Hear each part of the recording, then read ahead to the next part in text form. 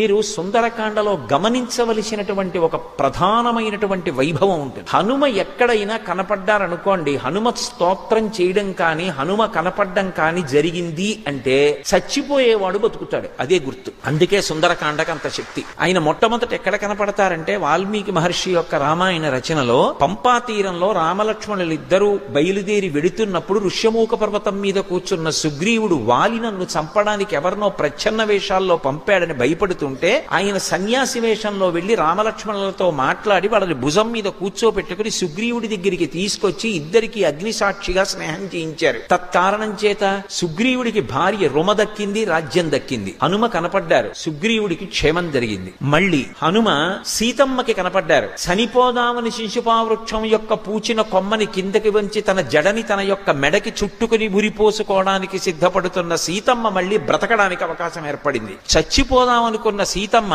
హనుమద్ దర్శనంతో బ్రతికింది. మళ్ళీ ఏమైందో నెల రోజులు గడువు దాటిపోయింది. వెనక్కి వెడితే సుగ్రీవుడు చంపేస్తాడనుకున్నటువంటి వానరులు తిరిగి సీతమ్మ దర్శనం చేసి వచ్చినటువంటి హనుమ యొక్క దర్శనం చేత ఇన్ని కోట్ల మంది మళ్ళీ బతికారు. చిట్ట చివర యుద్ధకాండలో బ్రహ్మాస్త్ర ప్రభావానికి కొన్ని కోట్ల మంది వానరులు రామలక్ష్మణులు కూడా పడిపోయారు. మృత సంజీవని తీసుకొచ్చి బ్రతికించిన వారు స్వామి హనుమ. చిట్ట చివర 14 సంవత్సరాలు పూర్తయిపోయిన తర్వాత నా అన్నగారు రామచంద్రమూర్తి కనపడకపోతే నేను సరయూ నదీ ప్రవేశం చేసి శరీరం విడిచిపెడతానని ప్రతిజ్ఞ చేసినటువంటి భరతుడికి రాముడు పుష్పక విమానంలో వచ్చేస్తున్నాడు, పుష్యమీ నక్షత్రంలో దర్శనమిస్తానని చెప్పి క్షేమవార్త చెప్పి మళ్ళీ భరతుడు బ్రతకడానికి కారణమైన వారు స్వామి హనుమ. హనుమ ఎక్కడ కనపడితే అక్కడ చచ్చిపోయే వాళ్ళు బ్రతుకుతారు. అది ఆయన యొక్క శీలంలో ఉన్న సౌందర్యం.